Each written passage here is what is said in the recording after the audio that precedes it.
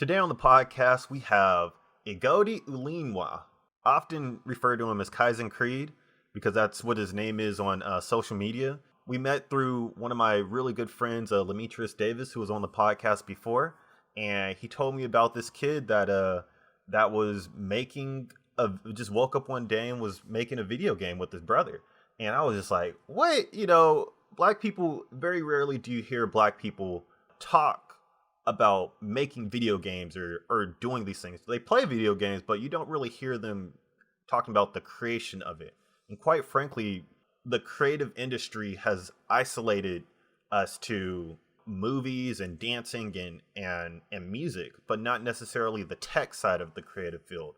And so Kaizen, he's 21 years old. He's local to Portland. He's working on a 2D fighting game called Five Force Fighters with his younger brother, and who does all the art and animation. And then they have another friend that does the music. And he essentially, is in school right now trying to learn computer science. And he just woke up one day and just decided to make a video game. And looking at sort of the resources that they were able to tap into and then create some amazing work. I just saw the beta and it's just amazing work. It's really inspiring, especially during this whole lockdown thing where a lot of kids don't know what to do and a lot of parents don't know what to do for their kids. Kaizen really sort of found an avenue that really works for him and it really is going to create a lot of opportunities. Even as he's going through school, you're going to see a lot of stuff coming from him that is really going to push the culture forward. And so it was a great conversation. I'm glad to, have been connected with him. And I really, really hope that a lot of people listening to this will really dive deeper into his work and start to support it, because this is where it starts. We got to build up our generations while they're young, and so that they don't get discouraged, so they don't quit. And so it was a great conversation with Kaizen, and let's get it started.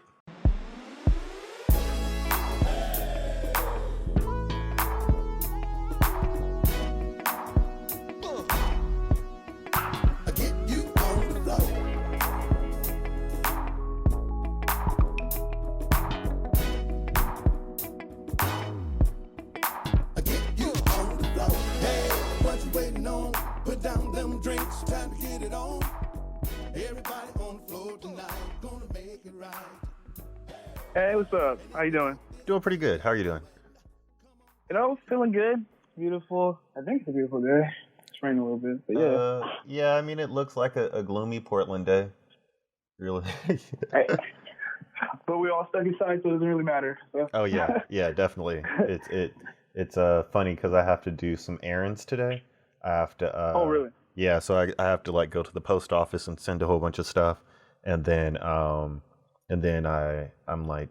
working on troubleshooting this printer for one of the contracts that I have. So it's I got to go out into the wilderness because it's the only way it's going to get done. Okay. You sending stuff off? Is it for your projects and stuff? Yeah, it's for one of the clients that I'm starting a lot of the printing services for, and and we're getting ready to work on a book, and I think they want to do it in house. But there's a feature, so there's a cover mode feature where you have with the book the cover is typically a thicker paper than the regular the regular internal pages. Yeah. And so for some reason with the printer that we have, it was working fine, and then it just stopped doing what it's supposed to do. And so it's supposed to fold it and staple at the same time. Okay, yeah. And so and so there's a separate tray that goes through that has the cover pages, and then there's a tray that has the regular pages. And so for some reason it's not folding and stapling when it uses the cover page is on a different tray. And so I got to just figure out, how to do that. But that's the life of being a technician.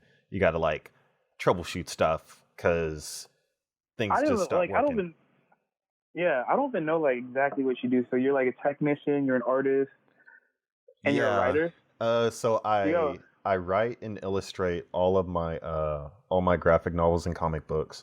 And so I really got into it honestly, like I really got into writing when when I got a Facebook page, or not a Facebook page, but a MySpace page. And so Yeah. they had like this new feature called, it wasn't even blogging, it was just like you could just write about your stuff. So I really started doing that in like high school, and got into Mhm. like development for like Windows Mobile when Yeah. Windows Mobile was making all that stuff. But Mhm. I really got into like writing comic strips. And so similar, Yeah. pretty much like similar to how like the Boondocks comic strip is, where it's like, you know, having jokes and you're talking about like social issues, but like in a humorous way. I really got into writing that Yeah. way, and then really starting to like uh you know, branch out from just doing comic strips and actually writing opinion pieces. Mhm. And so I like write, and and I also illustrate all the stuff. So like the illustrating part is kind of, it works hand in hand with the writing when I'm doing Yeah. like comics, Definitely. because it works. I just kind of just do both at the same time, you know, Yeah. then then I'm like building an augmented reality app because I think those are cool, and it I don't want to pay any, I don't have the budget to pay anybody to do it. No, it's And definitely dope. Yeah. and yeah, I do, I started like running, I'm starting to run like the printing services for the Seoul district, and then I'm Mhm. like a designer and a technician for them and Flossin Media, and uh like a teaching artist for young audiences in Portland public schools. And How do you know uh, yeah, like how do you even have the time to get around to like all this stuff? uh Like, is it just like bouncing back and forth, or you just like, yeah, you know? you're bouncing back and forth between a lot of these things. It Mhm. like some things will take, you know, an hour of my time, other things will take, you know, a whole day, other things will take a Yeah. week. And then at times I'm like, probably not, you know, for the teaching artist singing in particular, you know, I have like different residencies, and they'll be about like 2 to 3 weeks, and then I will have nothing for like 2 months. And then Okay. Gee. and so I kind of like you just kind of have to like navigate and bounce from one thing to the next. Like another project that I'm working on is a animated, or a title sequence for this documentary, and I think they're like Mhm. based out of like New York or Ohio or someplace. And Yeah. you know, I worked on that for like 100 hours in like 2 weeks, or 100 hours over the course of like, you know, a week or two. Oh. And then you know, there's a dry spell for like a month and a half. You know, so Mhm. that stuff does take a little getting used to, because I'm not working, very rarely am I working like, you know, 40 hours a week consistently on with a specific, you know, project or client. And so No, I feel that. you know, it's the life of a freelancer. Sometimes you can control your time, and other times you can't. Yeah, for sure. Okay, so I was wondering because like I just got somebody just hit me up on Instagram about like making them like a game or whatever. They're like this hip hop EDM group or whatever, and they want to make like a like synthesizer type game. And then I was thinking, I was like, do I have the time to even like put in that type of effort while I'm making my own project?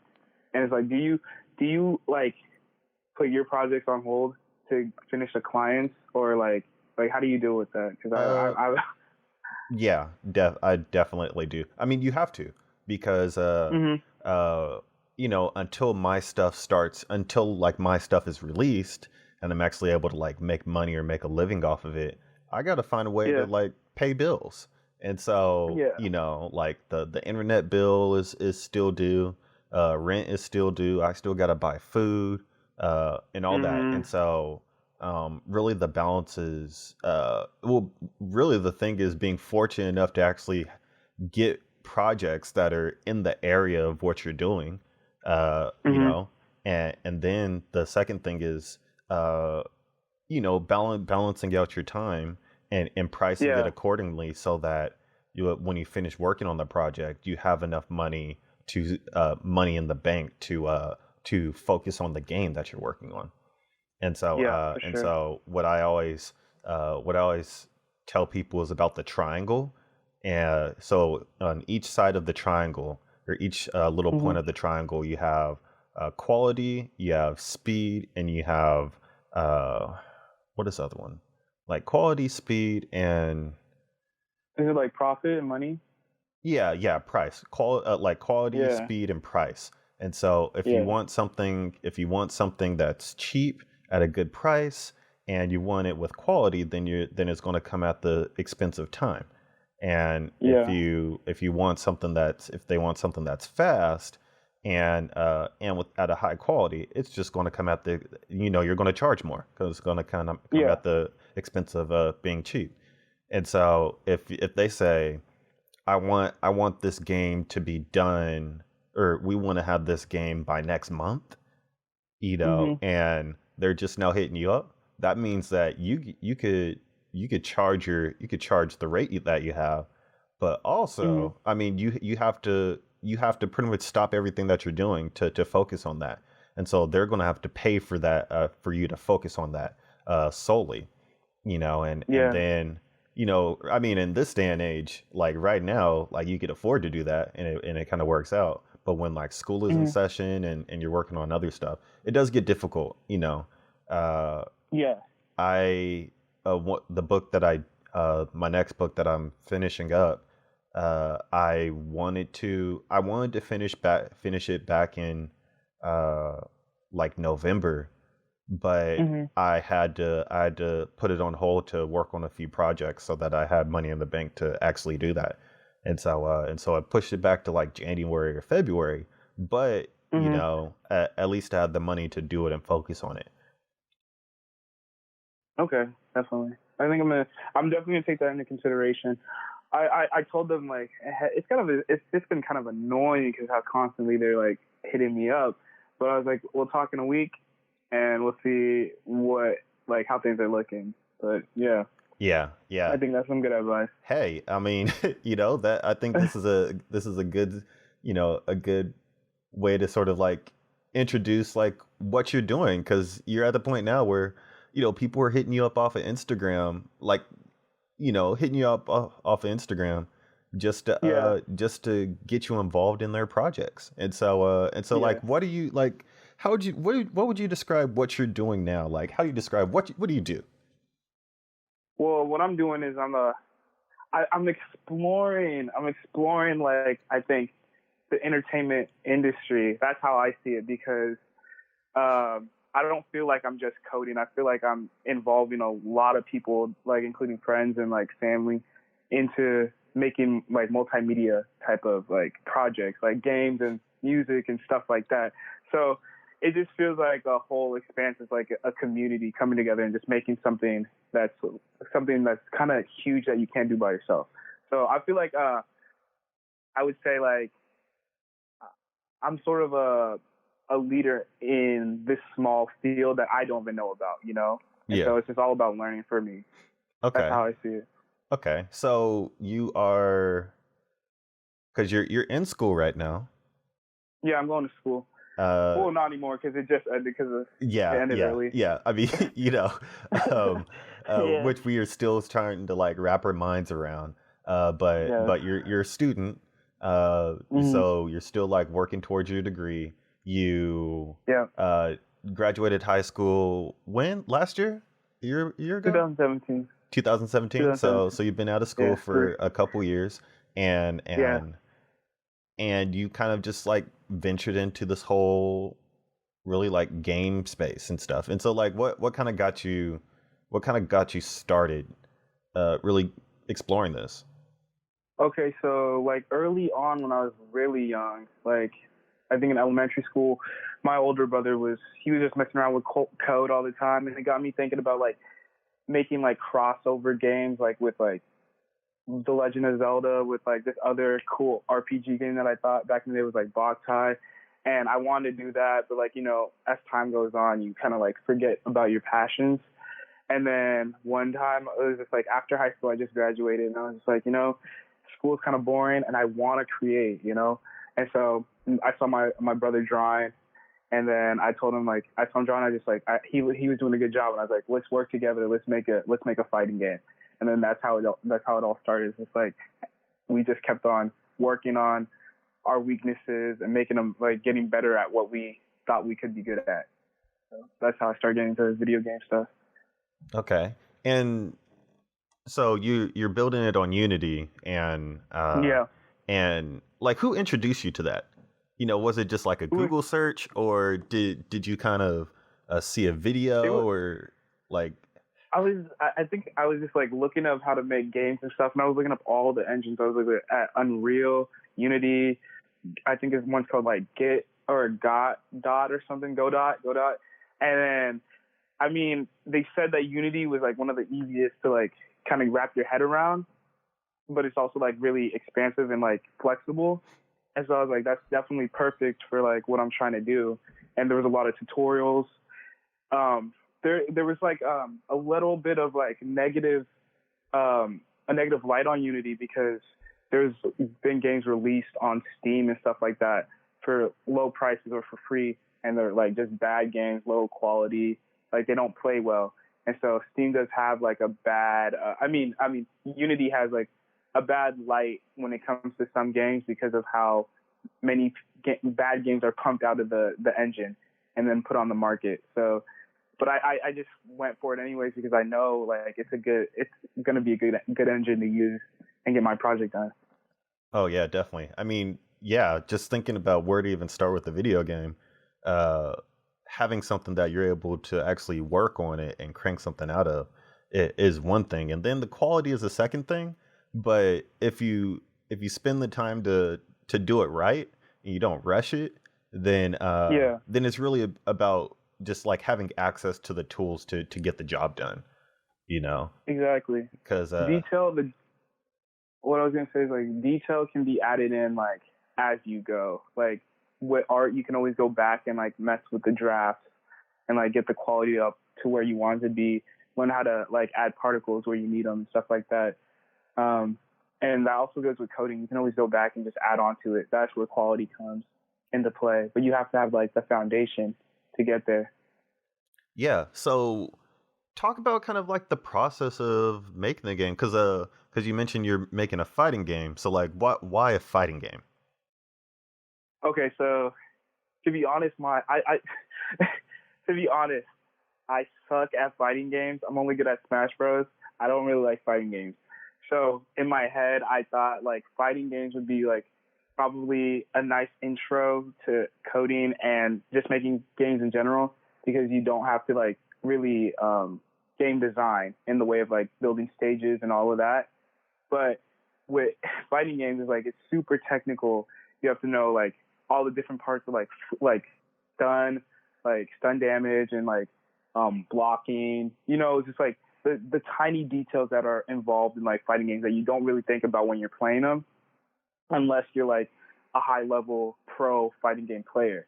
And so for me, when I first jumped into it, I thought it would be like, oh, a nice easy intro project, but it really wasn't, and that's really why I jumped into it. But I should have started on something simpler, because fighting games are actually one of the hardest to make. so like you're in deep enough to where you're like, there's no going back, but you're just like, dang, I wish you would have known about this. I hit up like, there's this dude I hit up, his name is like GX Grayson. He was like one of the top fighting game indie devs at the time when I first started making this. And I talked to him about it. I was like, yo, can you give me some advice? And this is before I started my account or anything. And he was just like, yeah, just jump in my Discord, and then I can give you some like information on how, like, where to get started, what you might need to focus on. And so like that was a big help, like just getting in there. And it's like the indie game community is like really helpful if you reach out, because they're just like everybody else, just like you and me, just getting started, trying to break into the market and get their stuff out there. Oh yeah, definitely. And so like, you're talking about the community, like, are there any Black people in the community? Like, because obviously we know that like we're in Portland, and Portland is a really, really good hub, but Portland is also sort of disconnected. And so, like if you meet somebody, like it's very rare that like you'll run into somebody that's doing game development and is also black and dealing with all those things that come with it. Weird thing is, GX, he's black, but he's not from Portland. Like I think he's on the East Coast. But that was just by random. He was like one of the few black people I think I've talked to who makes games. But a lot of the people that play fighting games are black. Yeah. Which is, it's just a thing. And I did research because I was like, I had something for my class and I was like, might as well just do this research and figure out what the fighting game community is like. And it's like, I think it's like dominantly like black players because black people love action, fighting games, and anime. Interesting. So it's just all like, it all just ties together. But yeah, I mean, there's not a lot, but I think there's a good amount. I follow a lot of like black artists because like that's still a part of like game development too. And I think artists are like more prominent than like actual coders. Yeah.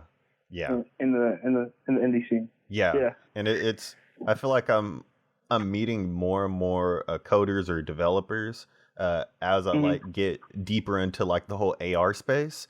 But even then it's like, I'm meeting like one coder, and then you come to find out like that coder developer knows that the other person that I'm about to meet, and then it just becomes like, okay, I'm meeting the whole family over the course of time. So it's definitely like that. It's just, it's very interesting. I'm fortunate enough to like, have the bandwidth to be in this space. But I'm also like hyper aware of like the, where I fit into like the whole space. Yeah, definitely. I feel like I'm still like a puppy in this in the space, but I like meeting more people and like growing is definitely something that I'm looking forward to. And it's actually been coming on fast, especially on like Twitter and stuff like that, because when they retweet your stuff and then people hit you up and they're like, oh, that looks good. And then you get messages from people. It's like it's really cool. And you start connecting with like just a bunch of creators. Oh yeah. Like people that I talk to that tend to be older, it seems like they're trying to like game the system by like, oh, you need to post at this time, or you need to do this and you need to do that so that you increase your impressions. And it's like it really doesn't work like that. It's really just like you have a project or whatever, you share it with other people, and if they like it, they'll share it with other people, and all it takes is that one person to like it that has tons of followers, and then that's how it kind of blows up. There's this one creative. His name's like Marcus Prime. Oh yeah, I know like, Marcus.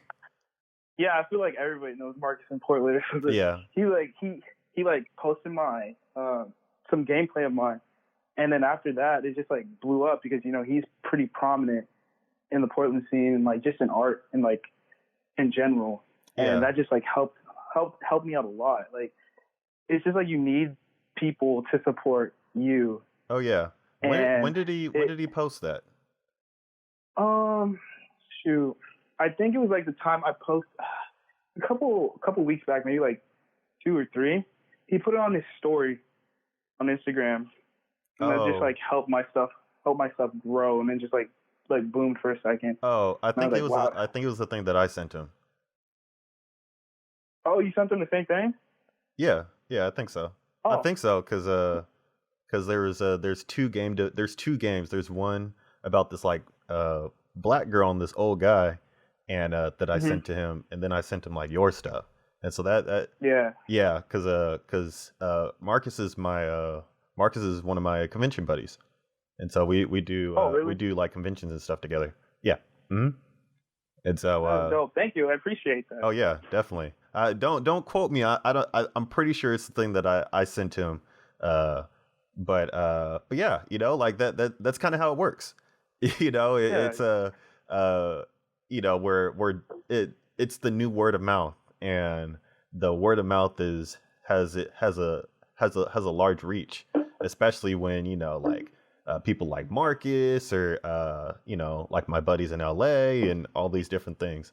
It's I think the internet is a really, really great resource if you use it the right way and you don't and you're authentic with it, you know. Yeah, definitely. Because people buy into the stories, and people also buy into really the product that you're producing. And if both of those mesh in the right way, then then you'll be able to find the support that you have, that you're looking for to finish the project.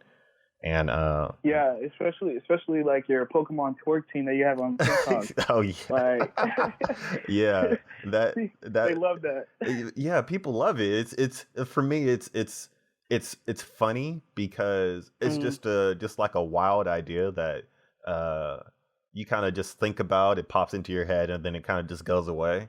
But one of Yeah, those things that kind of just like stuck with me. I spent some time working on it, and then it kind of just blew up from there. And then I just kind of just yeah. laugh about it. I think what should I call it? I think TikTok is like the perfect platform for that too. It's like it's short and everybody watches TikTok just for a second and they're like, okay, like that's funny. Yeah, Like it's the perfect platform. like it's shock value. Like it's really Yeah. it's really a lot of shock value and stuff. But like that I think that's the beauty of like the times that we're living in. Obviously, we have to deal Mhm. with like global pandemics and things getting shut down and all that.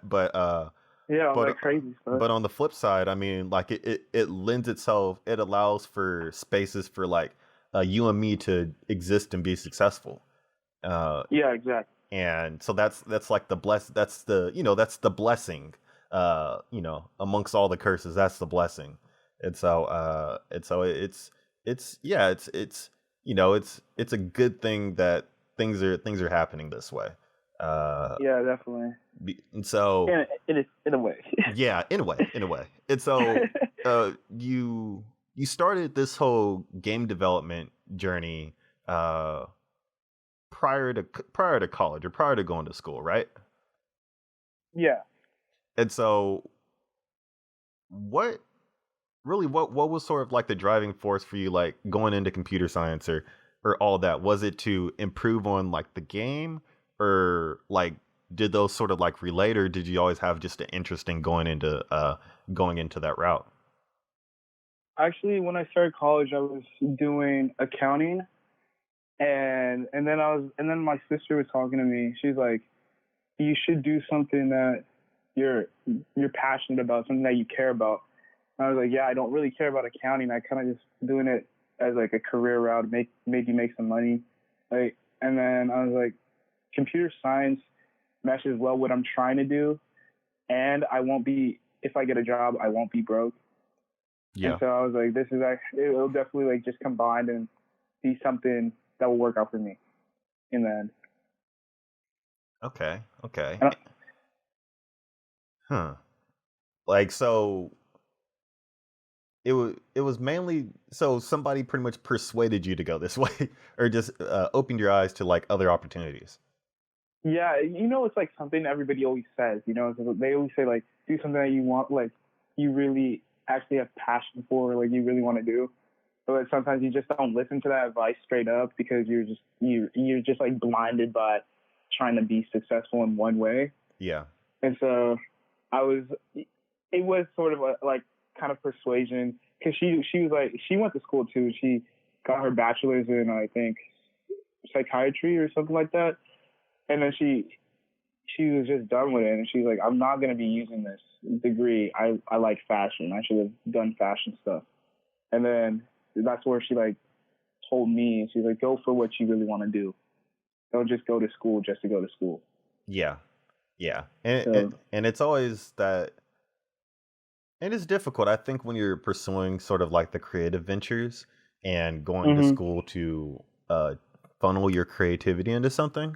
Uh yeah, it's one thing to be interested in art and go to school for art, and it's another thing to be interested in art and going to business to run an art business, you know. yeah, for sure. And I think that those often get um packed into the same umbrella, or get convoluted a little bit because as an artist, you could you could develop your style and you could do all those things independent of school, uh, Mhm. but at the end of the day, you need to know what price margins are in order to still maintain your art business. And so, Yeah, exactly. at least even if you are like a art major or like a fashion major or something like that, uh, at least take a business class, take an Mhm. accounting class, take those classes that make you more well-rounded when you get your degree. Yeah, I feel that. And I was talking, like, I've had this friend. He's like, he went to school for art and stuff like that. Well, he is going to school for art, and he was just like, I was like, what are you trying to do with your art? Like, what's your goal? And he said like, I want to work for like Marvel or like one of those like Pixar and stuff like that. And then I you know how you have like me and you, we just like want to make our own stuff, Yeah. get our ideas out there. And then I was like, why don't you try to make something for yourself? And he's like, I don't really have the ability to create, like there's a difference between like being creative and then having talent. You know what I mean? Yeah. Or Like like the you technical might have, skills. yeah, you might have the technical skills or the artist skills, but you don't really have like the creativity to make your own ideas into something more. Yeah. And Yeah. so I think that's where freelancers kind of excel in the art area and in the art field. Yeah, and it's I've learned after being a freelancer for so long and dealing with clients that have Hmm. the wildest ideas or like no idea what the heck they want. It's Yeah. it's that when you hear somebody as an artist or a designer or whatever, I mean the first thing they'll say is like, "Oh, can you do like an album cover or can you do like a logo?" Hmm. And doing a logo and stuff that requires a certain skill set and a certain approach to creativity that an animator wouldn't have or wouldn't do. Yeah. You know, uh, Hmm. and so you kind of touched on it when you talk about your friend because to be a creator and to write stories and to come up with compositions that is independent of knowing how to draw a human figure right, knowing how to draw Spider-Man, Hmm. knowing how to draw your favorite Dragon Ball Z character or whatever. and Yeah. and Yeah. so like there's people that make a living off of just only drawing buildings in the background, and then there's people Yeah. that only do well with drawing covers for Hmm. things. But if you give them like 10 pages of comics, they will make probably the worst comic possible, but they'll have a pretty cover. you know Yeah. and like I the think. same with writing. Yeah. I saw something on TikTok about like how some artists, if you're trying to be successful in the industry, like get a job working for like a company, you have to like focus on certain things, like hyper focus on character design, hyper focus on um, like metallic buildings or like certain like structural design, like backgrounds, like just different areas of like art, so you can actually like secure a job in the industry. Yeah, I mean, because really a lot of the jobs are overseas, and so like in Europe, in France, Hmm. Iran, really a lot of them like South America and Central America, just because Hmm. uh having technical skills is something that you could get anywhere. The Yeah. value is really in the creativity and how to create things. And Hmm. so they'll get somebody in Chile and they could give them a page rate of like $65 a page, and it probably takes like 3 to 4 hours to make a page. And so Yeah. you're working for like $15-20 an hour, drawing all this doing all this drawing. Yeah. And the writer, like the editor, whatever, will make, probably just as much, but it takes them 30 minutes to do a page. And so, Hmm.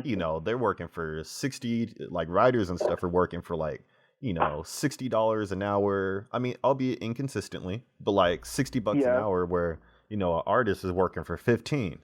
And so Hmm. those are the things that people tend to gloss over.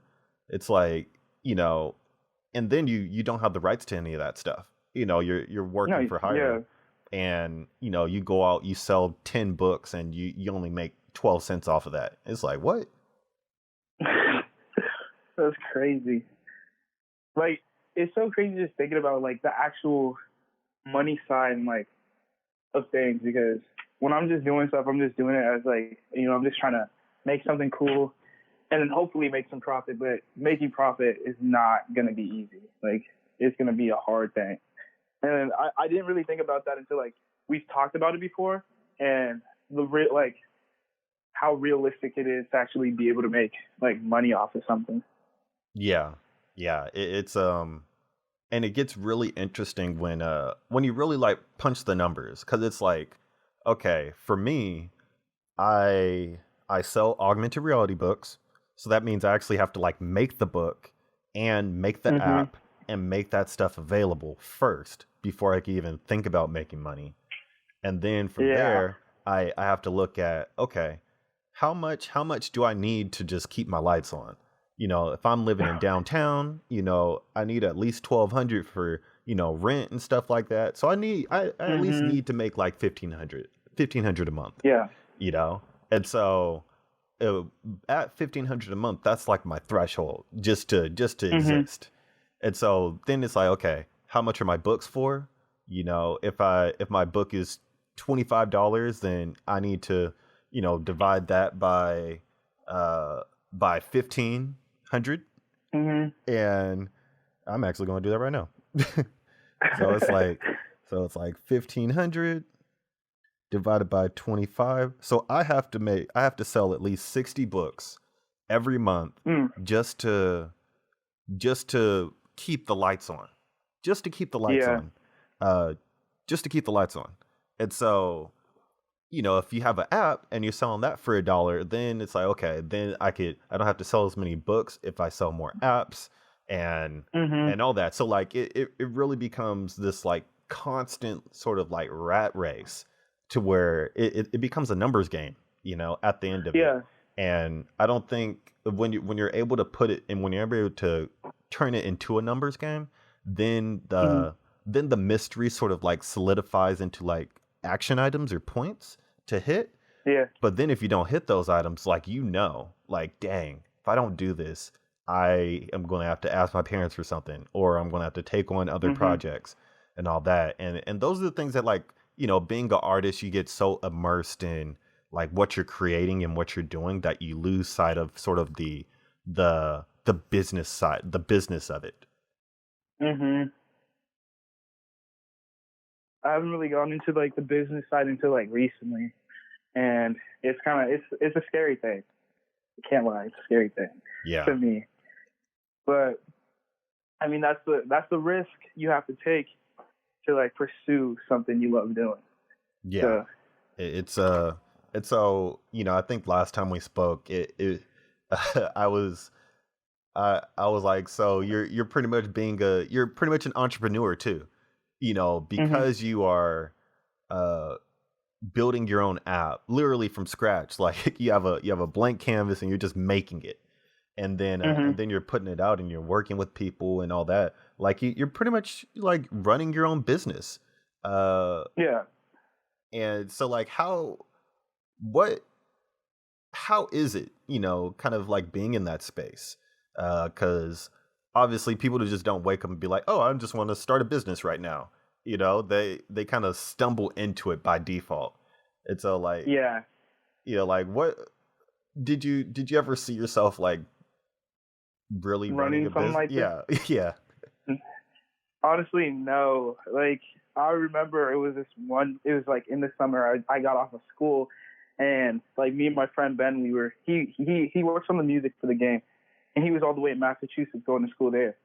And then I called him up. I was just like, yo, we gotta start focusing, like lock in on this, because I feel like there's a chance that this could do well. And so we started like thinking about how we should manage and PR our our product, and how we want people to see us like our image as a company in a way. Like technically we're not a company yet, but we had to get that image up. And so like running it and managing it, like talking to people all the time, responding to like comments, all of that is like super important to like keep on, like to get people coming back to what you're making so they feel invested in what you're doing. Like you have to build like that personal, like a personal fan base in a way. Like you can communicate with your fans and they can like hit you up whenever, And so, I mean, that's just like a weird thing for me. I never really thought I'd be doing something like this, but I'm so glad I am. Like you meet a lot of cool people.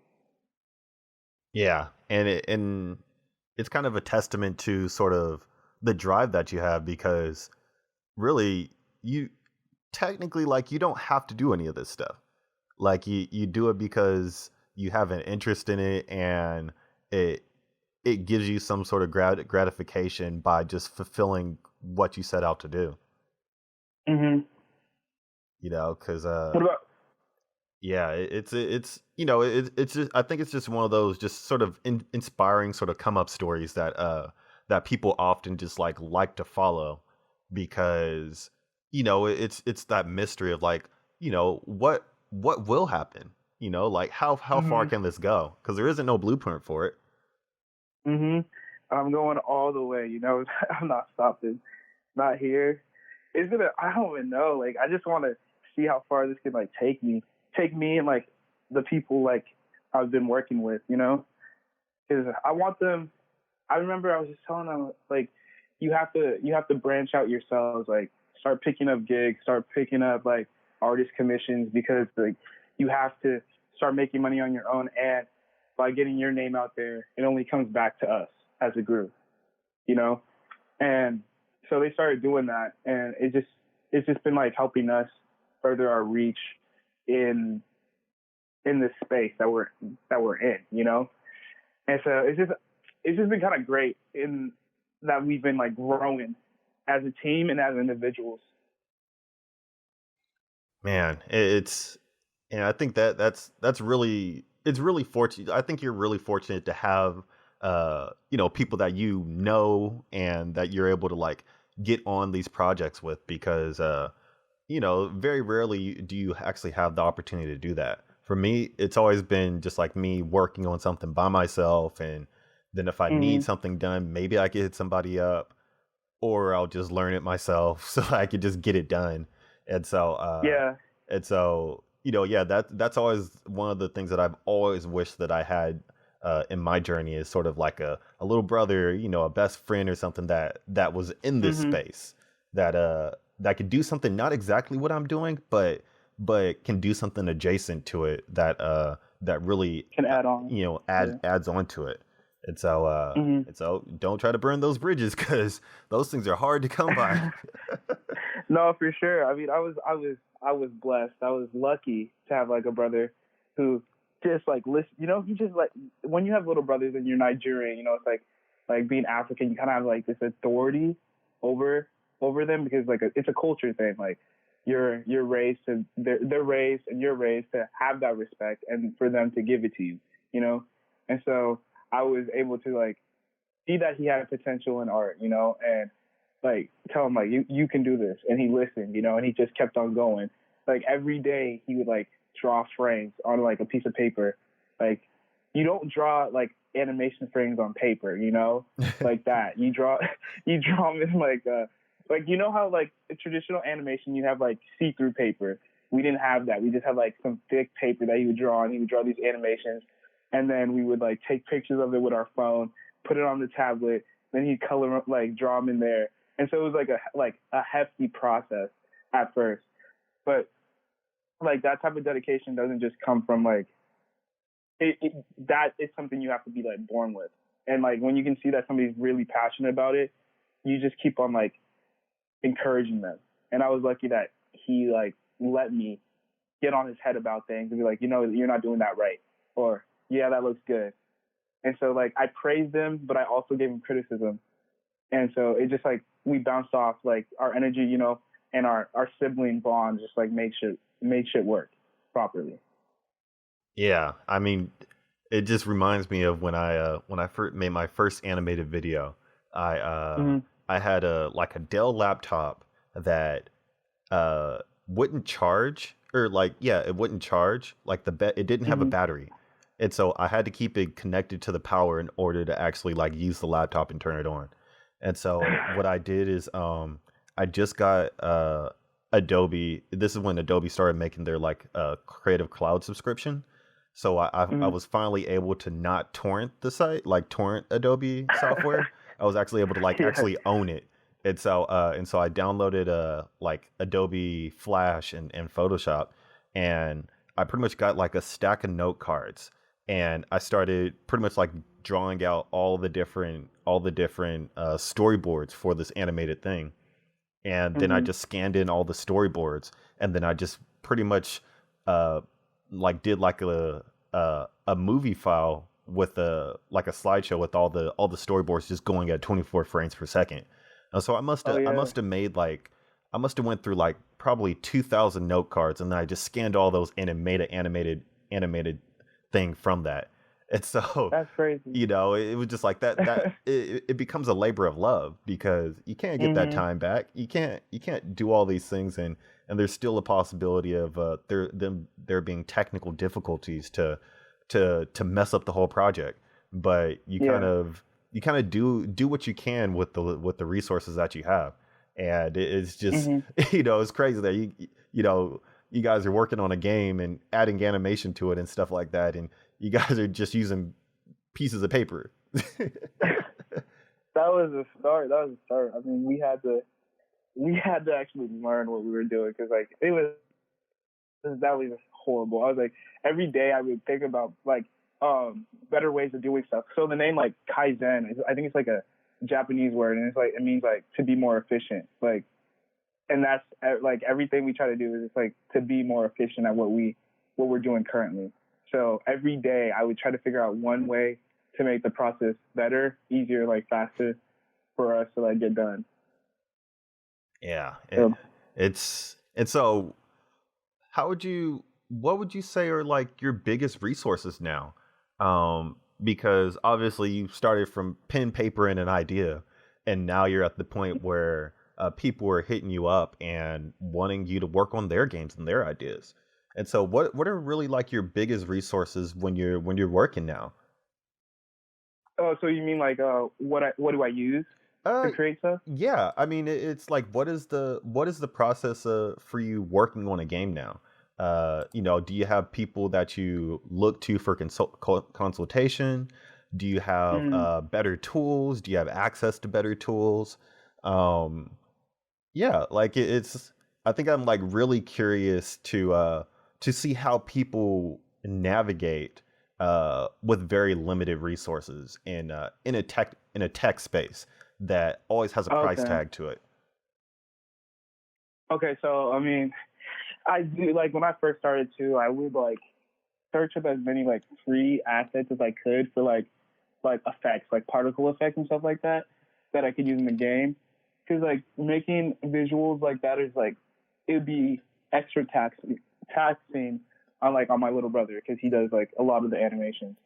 And then also when I use like Photoshop, I have Photoshop for free because my sister is all the way in Arizona and she works at the school there after she graduated, and so she was able to like hook it up with like her account at the school and let me get all the like the Adobe suite. So I was blessed in that way to have her working there, and like now I don't have to pay for all that stuff or torrent it like I was doing. Yeah.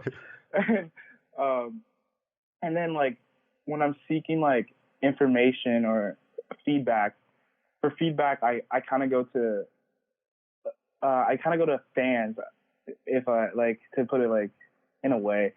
I go to people in like my Discord, and there's like a few people that I can see that have like a good eye, so I might message them and I'll be like, hey, what do you think of this? Or like, does this like animation or this particle effect look good? And then they'll give me feedback on how it looks. And so I usually talk to like people like fans of the game, and then for like consultation about how I can improve, I always look towards like um game developers that are doing well in the market. So I often hit up like the guy I spoke about earlier, GX. I asked him about Kickstarter, and like why he didn't do it, because he has like a solid fan base for fighting games. And he said like realistically for him, he couldn't keep up with the demand of like rewards and stuff to supply to his fan base. And so I was like, okay, that makes some sense to why Kickstarter can be a hard or difficult thing to keep up with or rely on. So it's like being limited doesn't mean you can't like be creative and get around your obstacles. So I just use a lot of like resources like for coding. Speaking of coding, Unity is giving out Unity Premium because of the coronavirus, and so for like 3 months. Oh, seriously? So if you need heck yeah. So if you dude, so if you need I can send you the link because like for 3 months. So yeah, dude. If any yeah, it's crazy. You can learn a lot. So I've been inside all the time. I've just been like grinding every single day, like putting in hours on Unity Premium and just learning as much as I can, taking notes, like going over some foundation code that I should know and stuff like that. It's pretty awesome, not gonna lie. Okay, yeah. So that's what I've been doing. Yeah, because I just got a course for $11 on Udemy for Blender, and so I'm going through this whole like Blender boot camp right now. And oh really? Yeah, because Blender there's 3D modeling and animation have been like things that I've always like been interested in and been trying to do. I understand 3D animation, but I want to be able to like create the models and actually do all that stuff and with all my AR stuff. And so, like Blender's free and I got that. So that's exactly what I've been looking into too, because like I know my next project that I'm going to work on, which is an RPG, that I need to learn 3D and like how to set up rigs and stuff like that for that game. Oh yeah, definitely. Okay. I'm gonna look into that. Yeah, and so to kind of wrap up a little bit, what things do you have going like coming in the pipeline? I know you said that you're like taking advantage of the time that you have with coronavirus. You ain't in school right now because school ain't going. But you still have the time, you still have the energy to do things. And so like is there an ETA for when the game is supposed to drop, or do you have any things kind of coming up pretty soon? Okay, so for the game, I don't have like an official date for when the game's gonna drop, but I really want a demo to come out in April, like by the end of April. And so I'm gonna get as many people to download that and test it out, see how that goes, see what people think about it.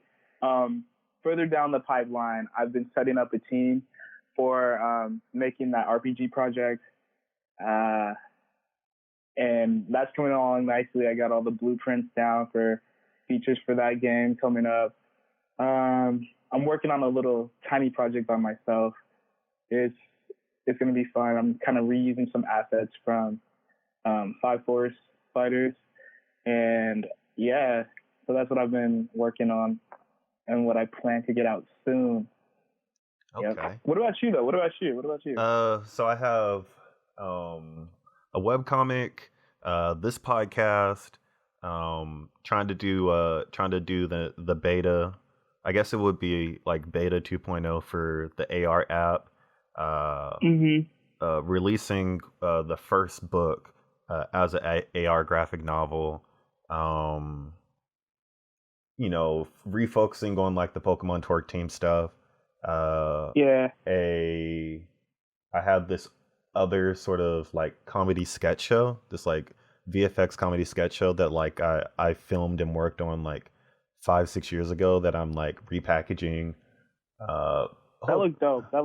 Whole bunch of blogs and stuff like that. So it's it's like things are always changing and releasing every two weeks. Essentially, that's the way it comes. Working on a magazine for a client, and it's have a documentary in a pipeline, a couple other AR apps. It just I lose track of it, and I should probably not, but you know that's how I get so many things done in like a short amount of time, is because I'm just always just balancing 20 different projects. Dude, you're booming. Yeah, say hopefully I can keep it up, because I've been, since I like, went like the medical school route. I've definitely, I took like a couple years off from this, and so this has been Mhm. this is like the past 6 months has been sort of like me getting back into like the creative stuff. Yeah. And so I'm like fortunate enough to like be in this space now, because I Mhm. wasn't at this space, last year, 2 years ago. And so I feel like really invigorated, and and I'm glad, I'm meeting people like you, and I'm seeing Mhm. that there's a resurgence of sort of creativity and just desire to like create and do things, because that's kind of just seeing all that out there just makes me want to like be a part of it. No, same for me for sure. Yeah. And so, being that this is the Black Rose PDX podcast, I'm I'm asking people one specific question to see how they answer it. And so Mhm. the final question is, what is the blackest thing you've done in Portland? The blackest thing I've done in Portland. Shit. Um. Shit, bro. I mean, I think the blackest thing I've done in Portland. That's a hard question. That's a very hard question. Um, dude, do I get to ask that question back after this? I mean, you could if you want. Okay. So I think the blackest thing I've done in Portland was, that's a hard question.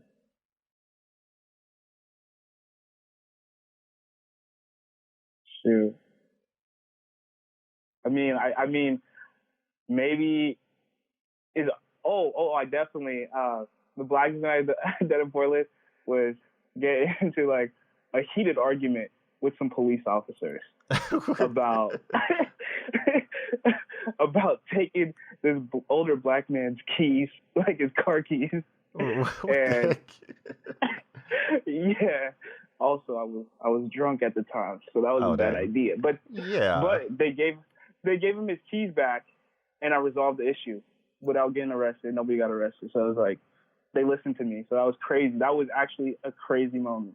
Huh. Interesting. I don't think, I think that kind of takes the cake for, most interesting thing you survived in Portland while being black. Dude, I know that was crazy. Man. So, okay, yeah, I'm gonna send it right back at you. What's the craziest thing you've ever done Okay. while being black? Yeah. So, the most blackest thing I've done in Portland is, I have a buddy and like mentor and a business partner named Rod, and Yeah. and we and he has a penthouse off of the waterfront.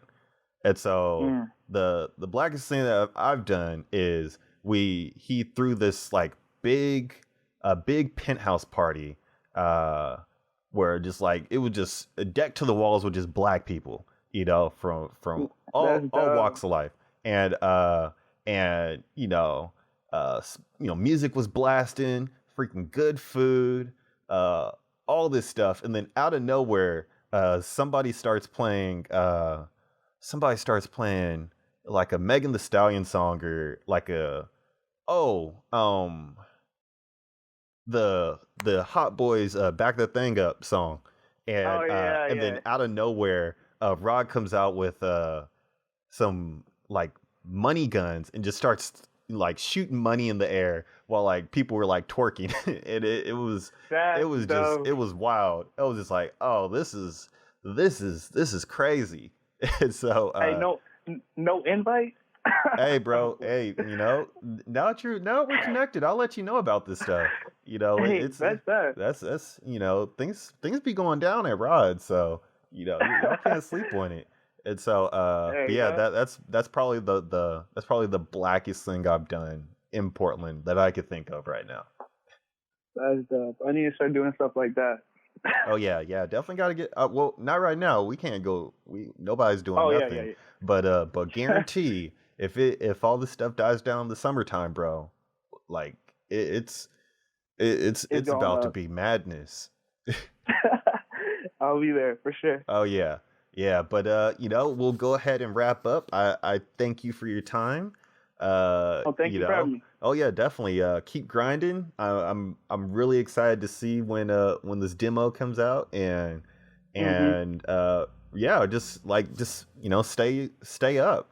Stay out of trouble and keep creating because I like when we got connected, I was really excited to see get connected in person with somebody that's doing game development stuff that's black because Yeah. you don't really see that a lot.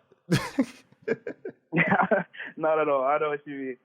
Well, I just want to say thank you for having me, and like thank you for like even like meeting up with me that one time. Like it actually meant a lot. Oh yeah, Learning from you and stuff like that.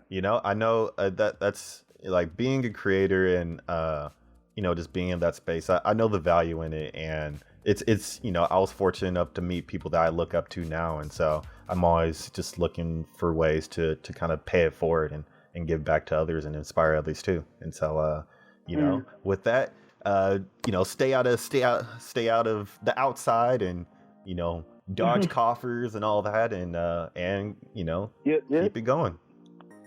All right. Definitely. You have a good one. Oh yeah, same to you. Again, I want to give another shout out to the Soul District Business Association and Flossin Media for helping me put this on. I'm your host, Stephen Christian. I mixed and mastered this podcast. I also did all the interviews. And if you see any of the stuff on YouTube, I put all that stuff together as well.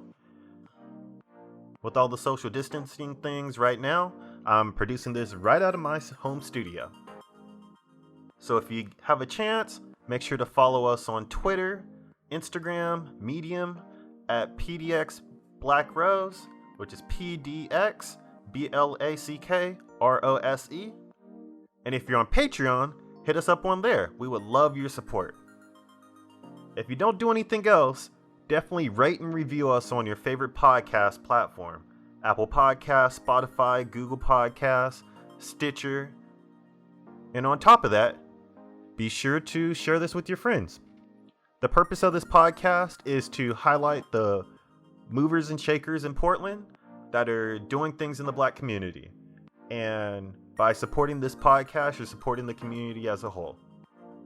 So with that being said, thank you for your time, and I'll catch you on the flip side.